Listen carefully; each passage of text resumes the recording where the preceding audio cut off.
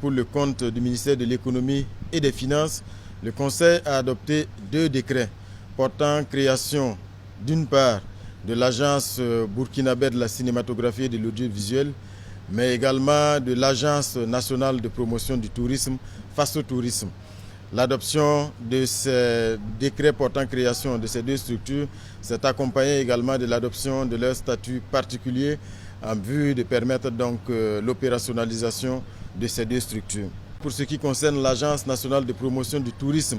Faso Tourisme, c'est déjà le changement de dénomination. Il s'agit donc d'une agence qui vient remplacer l'Office national du tourisme burkinabé. Et ce changement de dénomination va induire bien sûr un changement total de la charte graphique, du logo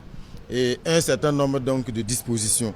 Il s'agit entre autres de la reconfiguration du conseil d'administration qui prend désormais en compte les organisations professionnelles du tourisme, ce qui n'était pas le cas jusqu'à présent. Il s'agit également de la révision des attributions. Les attributions de Faso Tourisme portent essentiellement sur la promotion du tourisme interne et externe, avec véritablement un accent particulier sur la promotion du tourisme interne, parce que nous sommes convaincus que les marges de progression en la matière sont très importantes, afin donc de faire véritablement des Burkinabés les premiers touristes du Burkina Faso et surtout de contribuer donc de façon significative à la bonne marche donc de ce secteur. Il y a enfin la création du Conseil de la promotion du tourisme qui est un organe consultatif qui sera chargé d'émettre des avis sur la stratégie de promotion du tourisme externe et interne du Burkina Faso et le développement de l'image de marque de la destination Burkina. En définitive, il faut noter que la création de cette nouvelle agence procède de la volonté du gouvernement de donner une nouvelle dynamique au secteur du tourisme burkinabé, parce que le gouvernement est convaincu que le potentiel touristique est immense et surtout que ce secteur-là peut contribuer de façon significative à la création de richesses importantes et surtout à la création d'emplois décents au Burkina Faso. Donc c'est cette mission donc, qui est conférée à cette nouvelle agence nationale de promotion du tourisme, en abrégé Faso Tourisme, qui a été créée aujourd'hui et dont l'opérationnalisation va se faire très rapidement. Pour ce qui concerne l'agence burkinabé de la cinématographie et de l'audiovisuel, ce qu'il faut retenir, c'est que c'est une agence qui est née de la fusion de plusieurs structures. Il s'agit entre autres de la direction générale de l'ISIS, l'Institut supérieur de l'image et du son. Il s'agit également de la direction générale du FESPACO, et du Centre national de la cinématographie et de l'audiovisuel, de la direction de la cinématographie et de l'audiovisuel. Donc comme on le voit, il s'agit vraiment de fusionner toutes ces structures-là pour obtenir aujourd'hui cette agence burkinabé de la cinématographie et de l'audiovisuel avec pour mot d'ordre et la vision, c'est vraiment plus de cohérence, plus d'harmonie, plus de rationalité et surtout plus d'efficacité. À ce titre, l'agence burkinabé de la cinématographie et de l'audiovisuel reçoit donc les missions, notamment